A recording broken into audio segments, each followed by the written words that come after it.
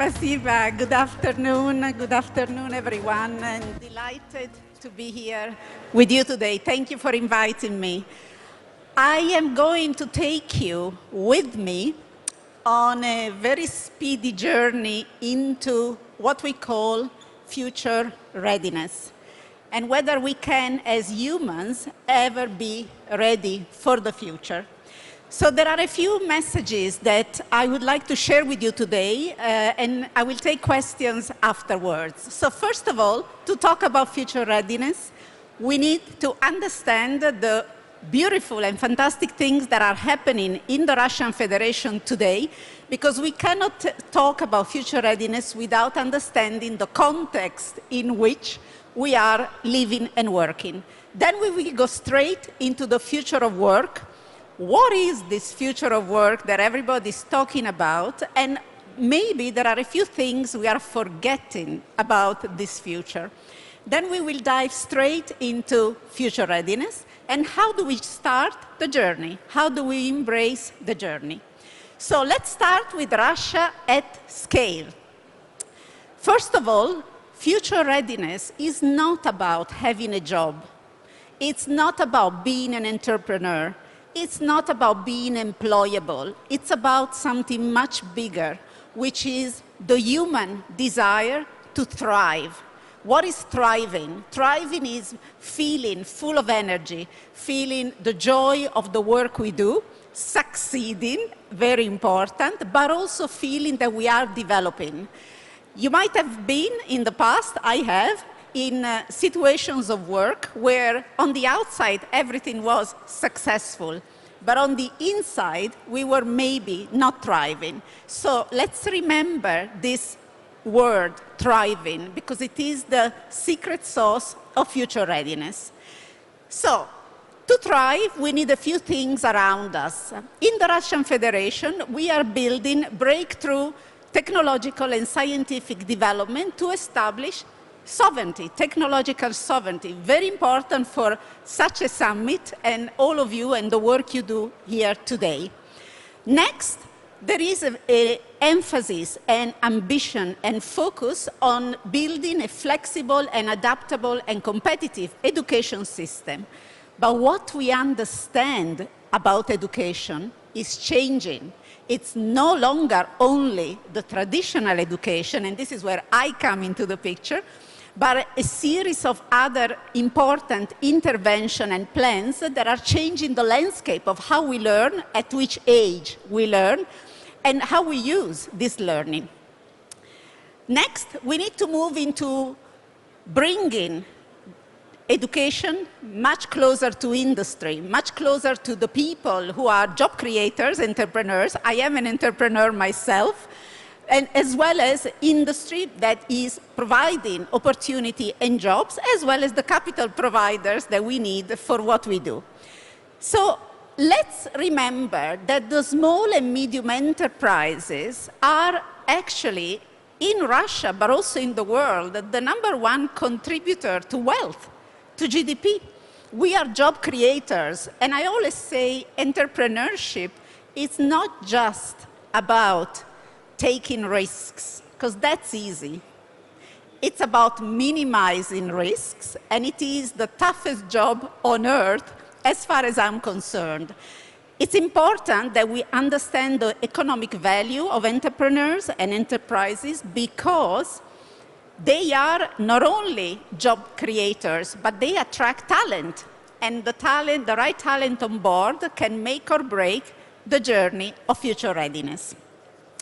So also, by 2030, 5 years ahead, in the Russian Federation, we will have over 100 industrial, technological, and business parks. These are really important to connect entrepreneurs, to connect capital providers to entrepreneurs, and to offer the opportunity for us to go faster to market and to be supported in what is the adventure of creating something new and innovative. Therefore, there is focus in the Russian Federation on empowering small and medium enterprises. There is support particularly, but not only, in accessing markets, which is, as you know, quite a challenge at times, especially when we are looking at geographies of the world. I live in Asia and I live in the global south because I work and live in the United Arab Emirates.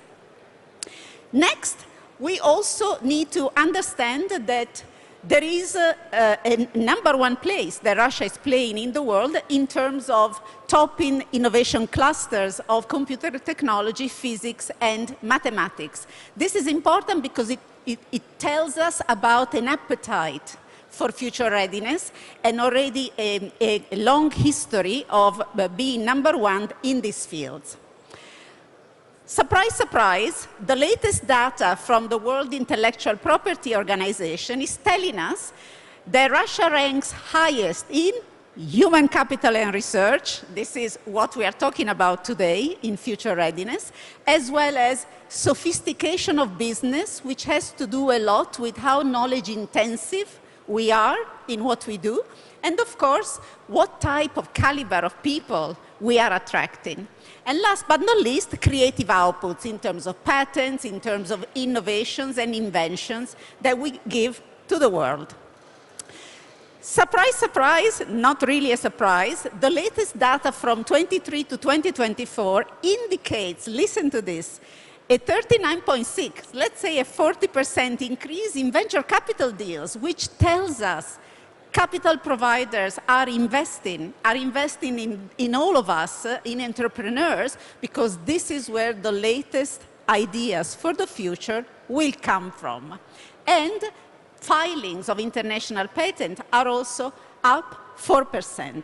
So this context is absolutely conducive to future readiness, particularly when one of our hosts, Sber, is the number one company and brand out of 5,000 in Russia, recognized for its highest global brand value.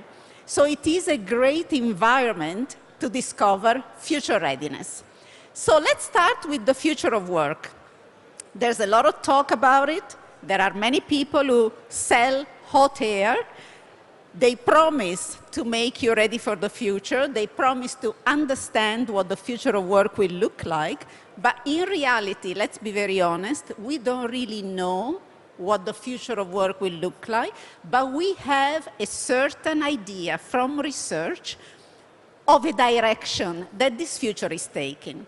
When we think about the future of work, we think fundamentally about technology. Future skills as digital skills, but this is only one part of the future of work. And I invite you with me, and then later in a session after me, we're going to talk about something very important, which is not only the future of education, we used to talk about it also over 100 years ago, but also what it means to learn in the future of work. In the 1970s, we discovered something important, a prediction that in this century where we live, the people who are illiterate will no longer be those who cannot read or write, as it has been for centuries in our history, but those who cannot learn, unlearn, and relearn. And let me tell you, learning is easier than unlearning. Unlearning means I have to forget ways of doing things. I've always done it this way. It will work out. I've learned it this way. Let's keep going. And relearning something new. I personally have been in this business for a very long time. And it is interesting to see that we humans keep on struggling with this. So let's get on and let's crack this idea of the future of work. In reality, it is a perspective, an informed perspective of how work is changing under the effect and the influence of a number of trends. One of which is technology, AI, augmented intelligence. But there are two others that we forget, which are very important because they map out what it means for humans, for us, for our teams, for our organization, for our countries, to embrace future readiness. The number one important trend that we are forgetting is the future of life. There is no work if there is no life, right? So what is happening to our life? We are set up to live longer and better and healthier. And this is not only important because we will have the pleasure and joy to be alive for longer and live a quality of life, but it is very important because it is changing the way we work. I have news for you, and I don't want you to get depressed, but we will work, all of us, into our 60s, 70s, 80s. So this idea that after a certain stage in life we are retiring is completely being disrupted, and we are embracing the famous 100-year life. I'm all for it. I already signed up, and I ask for a bit of grace from above to keep me healthy for 100 years. So there are several streams of research that exist, and we will discover some of them later on, in particularly the very famous book on the 100-year life, and last but not least, longevity. So what does it mean to look at the impact of longevity to understand the future of work? It means that we are changing, profoundly changing, the way we look at education, the way we look at careers, the way we look at retirement, and the way we look at a life and health span during which I will continue to be productive. So I learned a few years ago a word that I have no way to translate in any language I speak. It's called neutony. Neutony. And neutony is about retaining in adult life characteristics of when we were very young. And I don't speak about face or body shape. I'm referring to flexibility and adaptability. Think about our children. They play around, they make mistakes, they get up, they change the way they think, they ask questions without being very afraid of answers they might get. So neutony is a part of evolutionary biology that describes how we adults need to not go skateboarding when we are 70s, but retain this mental flexibility and agility to be able to remain relevant, to be able to build teams that change the game, to be able to attract capital as entrepreneurs, and of course, to deliver value. Let's go straight into the following. On the left-hand side, you see a straight line. This is the system that we are still operating in. I am born, I get some form of education, I work, and I retire. This system has been with us since humanity came into existence. But this system is being disrupted. So I can no longer think of 4 stages as a straight line. The disruption comes from the fact that in the 100-year life, I am working longer and I am working differently. So the circles that you see are those very famous life loops. Everybody today here with me, we are in a loop. We are learning, we are living, and we are working. And life will become a series of loops that we need to transition from and to. It's a very different mindset and perspective vis-à-vis birth, education, career, and retirement. So the interesting bit is that we don't really teach in schools or in universities or in vocational education transitioning skills. So it's something we need to catch up on, because transitioning means pivoting. Transitioning means I can be an entrepreneur for the next 5 years and then go and join a completely different industry and work in a completely different environment, as long as I have the muscle, we come to this in a second, of future readiness, and as long as I take care of that muscle. So this means that my life in loops requires something that all of you entrepreneurs know how to do very well. We know how to experiment. Experimentation is the currency of the future of work and of future readiness. Now, when we experiment, we don't really have all the answers. We also don't know what will come out of the experimentation. We kind of have an idea, and we need to become better in accepting that an experiment might not work, and I might need 10 of them before I find the next big solution to humanity's problem or big breakthrough innovation. So remember for a moment experimentation. So fundamentally, this future of work is about, number one, learning to collaborate with technology and to be augmented by technology.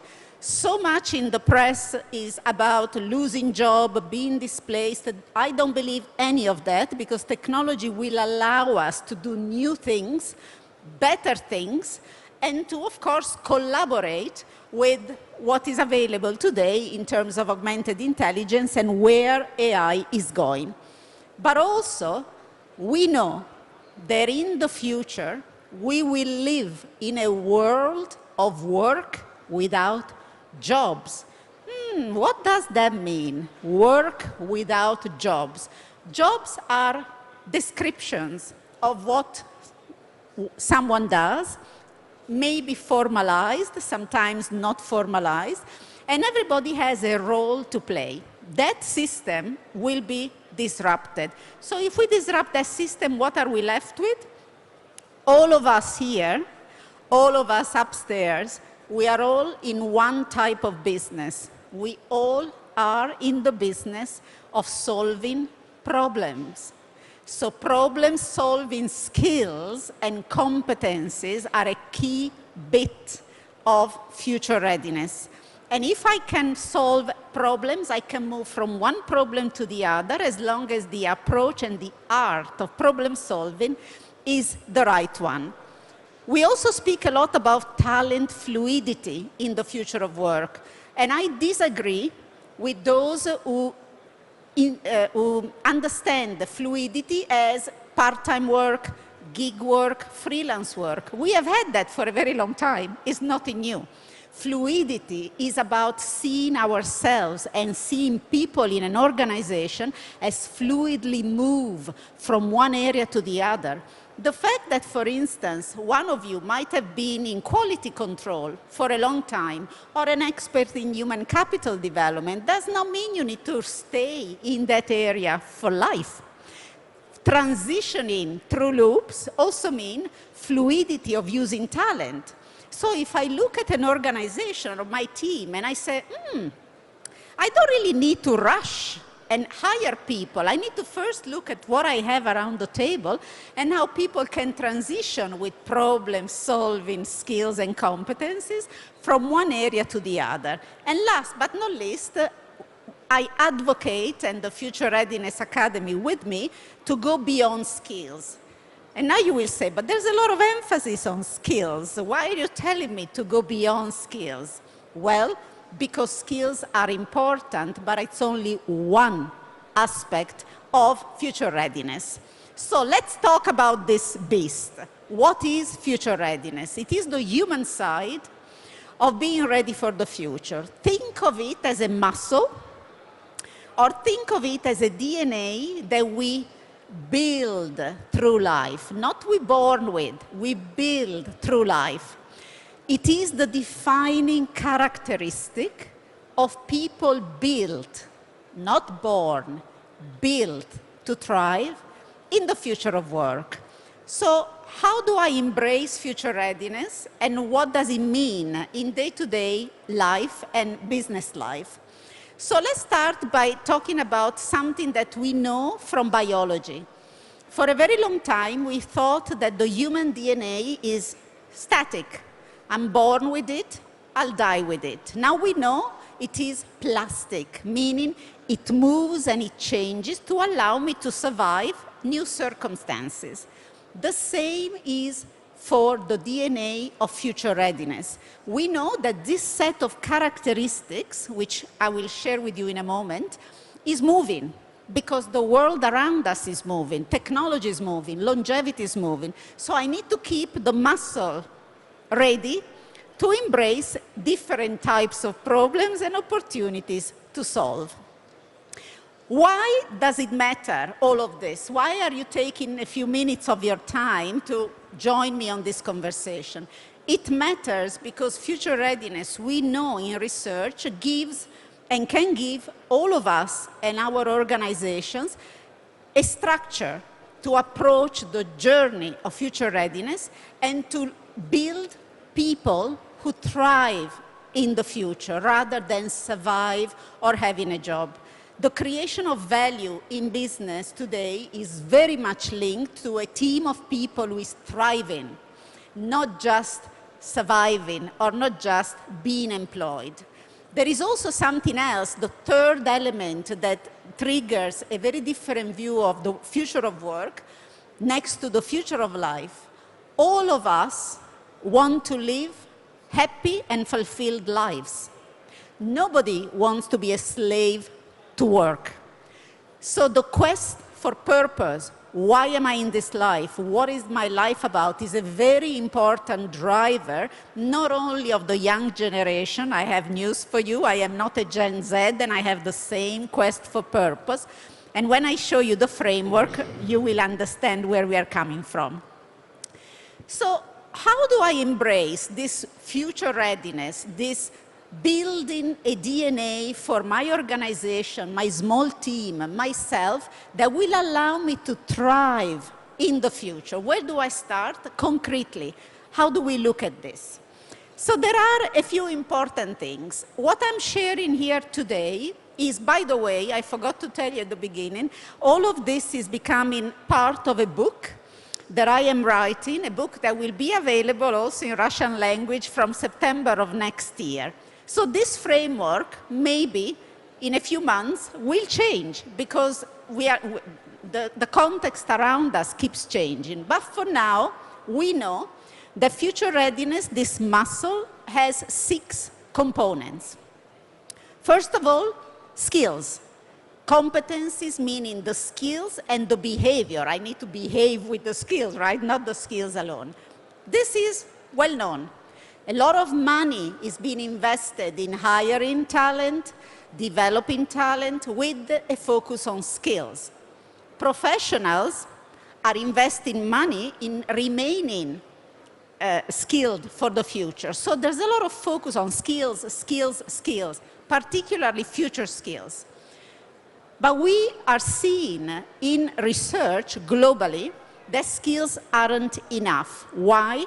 Because the world is too complex and fast-moving, and we need and we want to better understand how we can live a happy and fulfilled life. So if that is my game, then I need to go beyond skills and discover for myself and for other people something else. And here is something that, when I discovered this, it was really mind-blowing. The second component of future readiness is experience. Not work experience, not work experience, life experience. Life experience, experience with countries, cultures, languages, people, music, the arts, philosophy, history, whatever is my life outside of work. So today, for instance, I have many Gen Z people who come to me and they say, should I go and do a master's degree at this stage in my life, or should I go and visit and see the world and be away for a year? And I said, well, you can do both, but if you want to directly be employable in the future, build and sell your experience outside of work. Why? Why is it important? Not just because we want to have fun and discover the world. It is important because it signals character. It signals gravitas. It signals that we are well-rounded humans. And why do I need to be a well-rounded human? The more I use AI, the more I need human skills. That's the equation. So experience out of work, very important. If we are recruiting people and we are not looking at experience out of work, we are missing a big part of this talent. Next, drivers. What is it that I care about values and what is it that is of interest to me? Imagine asking this question to all your employees and to ourselves first.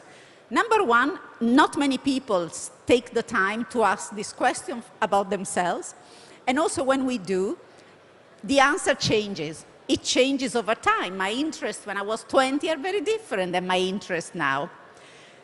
Imagine asking this question to a group of people we are working with. So we are going deeper. Why? Why do I care about values and interests? Because they drive attention. And where attention goes, action will take place. So that's why we need to look at that. The next one is preferences. There is no point, for instance, in pushing someone to learn how to code, something that already AI can do for us, when this isn't what they want. This isn't how they see themselves in the future. So we need to understand preferences, how I like to live, to work, and to learn, and how my team likes to live, learn, and work. Because if I know it for myself and for others, I will make choices in my loop that make me happy.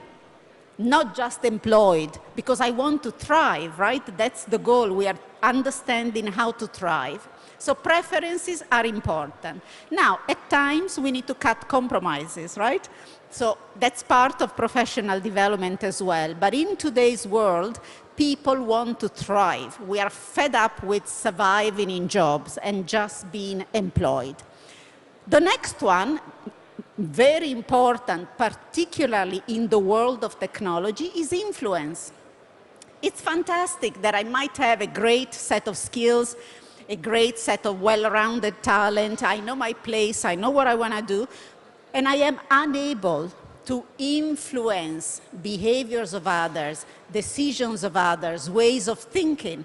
Influence not as a manipulation, influence as a positive way of taking people with us on a journey, and eventually having an effect on decisions and actions that shape entrepreneurs, shape countries, shape governments.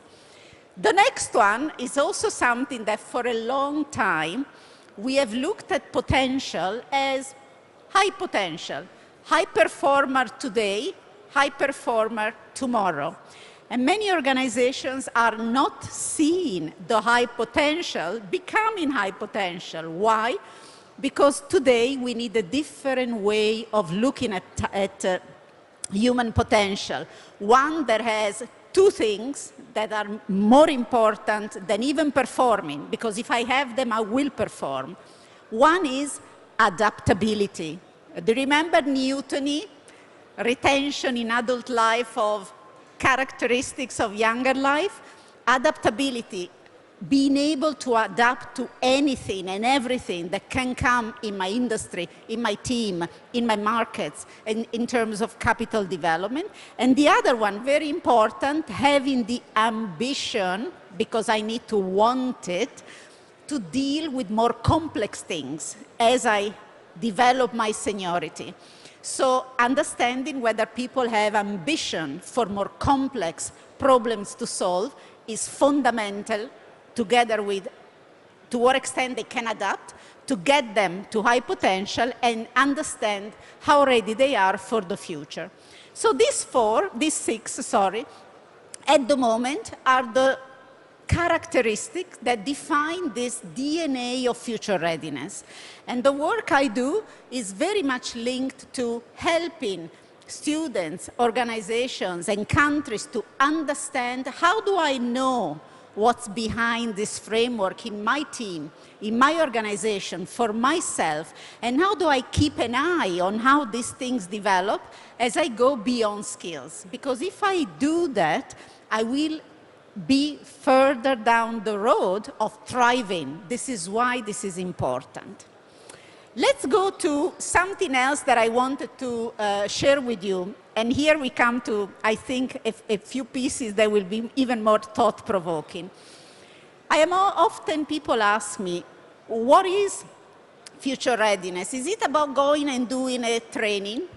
a skill development, a one thing, a one certificate, a one piece of diploma? And the answer is no.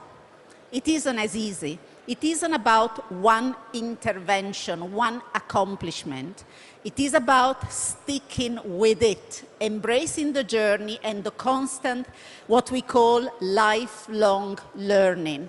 Albert Einstein used to say, commit to lifelong learning, because our mind is our biggest asset. And what we put into our mind allows us to use this biggest asset.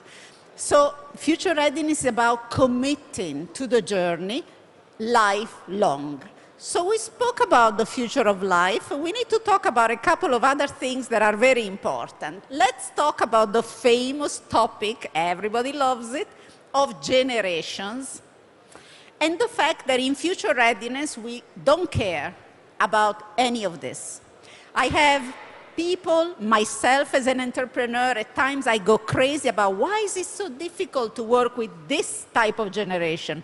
How can I use talent that I have around the table in my team from different demographics and get them to be a game-changing team? So we human beings at times need structure around things. So we like to look at people according to when they were born. And this is much a problem. So look at this. By the way, I'm giving you the hint. I am a Gen X in the middle of this much more famous than me people. So let's start from the beginning. Builders as the generation of people born before 1946. Today, they might no longer be active in work. Very soon, in the future of life and work, they will be active differently at work. These are very often the type of employees, entrepreneurs, and workers who have a lot of knowledge because they've been in the business, they've been in the industry for a long time. Then we have the famous baby boomers, those roughly born between 46 and 64. Then we have Gen X, those born between 65 and 79. And then we start to discover the millennials, those born into the 80s and up to 94. The very famous Gen Z, and I'm sure there are many of those here also today, so 95 roughly until 2009. And then we have Gen Alpha, the children that were born between 2010 and 25. Every baby born from January of 2025 belongs to a new generation that we like to call bears, like the teddy bear, bears. Now, let's not talk about why there are these names. The fundamental message is in future readiness, we cannot work like this. Because looking at when we were born as a stamp of approval that I belong to a group of people is very wrong. We have spoken about the importance of mindset, retaining young characteristics of flexibility and adaptability in adult life. So why are people looking at Gen Z as a group of people with some characteristics? Why are we looking at millennials or Gen X as people who are older, people who love to do certain things, who operate in a certain way? I am a Gen X, and I care a lot about things that we typically associate with Gen Z. I want variety.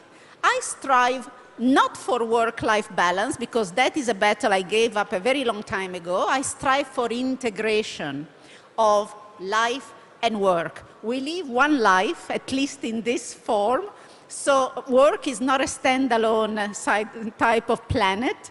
So we need to strive for integration and, of course, having harmony between the two. Now you're going to sit there and tell me, so if she doesn't like the generational thing, because in future readiness this is a killer, what is it that how do we call these different demographics? Well, we get rid of the definitions of generations because we embrace something called perennial.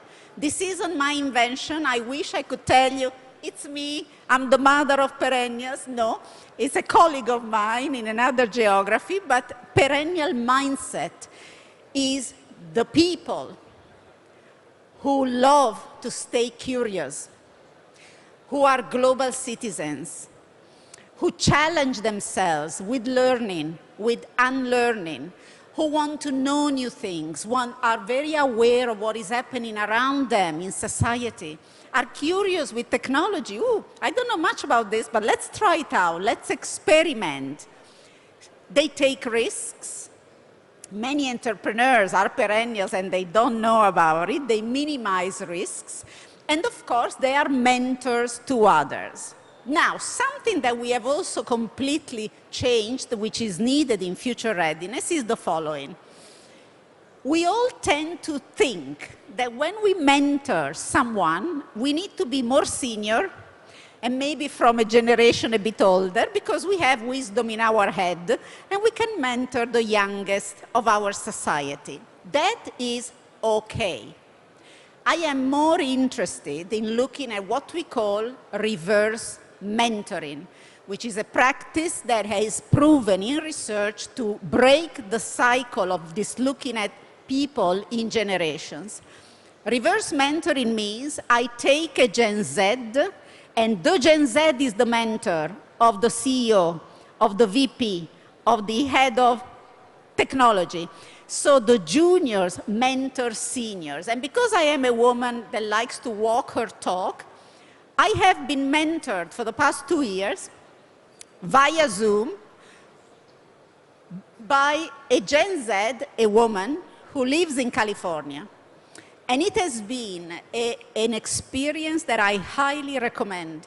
Because if I need to understand what this generation cares about and what I have in common with them, which is a lot, I need to know how do they look at the market? What type of products and technologies do they like to use? How do they see the world, the natural resources around us? How do they see society and what they care about? So reverse mentoring doesn't cost anything. It costs the ability in an organization, whether a small one or a big one, to set up the system, and you will see how the marvel of inviting juniors to mentor seniors, and the seniors becoming a bit more humble about that maybe they don't know everything and they need help in this regard. In my work in corporate governance, because I also work with boards, we do a lot of reverse mentoring, even with members of the board who join at younger ages to understand the view of the market, for instance, or a playful way of looking at technology. So I invite you to leave today and come back tomorrow by looking at yourself and the people you are in charge with as perennials, no longer the generations. We are all perennials, because there is one thing that as perennial we do very well. We know how to hustle, the art of hustling. But before I conclude and I take your questions, I want to leave you with something. Experimenting in the future of work and in future readiness is important, is the blood in the body of future readiness. So let's agree. We don't use anymore the word failure. Failure has no place in this world. Why? Because experimenting will work out, and at times things will not work out. So when they don't work out, let's not stigmatize ourselves. Let's just learn to move on. Moving on is an art. Moving on allows us not to beat ourselves over the head if something doesn't work, because we are all experimenting. And therefore, it is an art that we need to develop and teach also to the people we are in charge with and our teams. So I leave you with one last word. We are never future ready. This is a journey that starts today and lasts forever. As long as there is life, there is learning. And therefore, I welcome you to join me on this adventure for the future. Спасибо. Thank you. Thank you. Спасибо, Селина, спасибо. Don't go, please don't go. Друзья, потрясающая лекция. Friends, absolutely fantastic lecture, a lot of questions, and to make sure that we can do everything in line with the schedule, one question, I will try to translate it. I hope Selina will understand me. So, Selina. We have a question. Much better than my Russian. Okay, fair enough. We have a question from several people. How can we all find time in our day, because we day and night working on our businesses? We have a lot of troubles, and we have to find solutions. But how we can find time for the education? Is it possible? Do you have any advice, maybe trick? Absolutely. Fantastic question, because I ask the question to myself as well when I am an entrepreneur and I have different hats. Please do not think about this as something else. The creation of value, of solutions, in a day-to-day, 24 hours effort of entrepreneurs and business owners, it's not something else than learning. Learning is the spice of it. I learn as I go along. Then, of course, I can find time for some experiences that allow me to go 2 days away from work. But we need to embed it into the day-to-day. I mean, my life at times goes from ordering the toilet paper for my company all the way to speaking to the VC who has just funded me, right? We are entrepreneurs, so the breadth of decisions and activities is very vast. But we need to look at building future readiness as what will allow me to be successful, to thrive. And some days I will be able to dedicate more time to it, others less. But it's like going to the gym. We do it on a daily basis or maybe 3-4 times a week as we live. We don't wait after life to go to the gym. Perfect. Thank you. Спасибо, Selina. Спасибо. Давайте поблагодарим. Thank you. Selina Neri.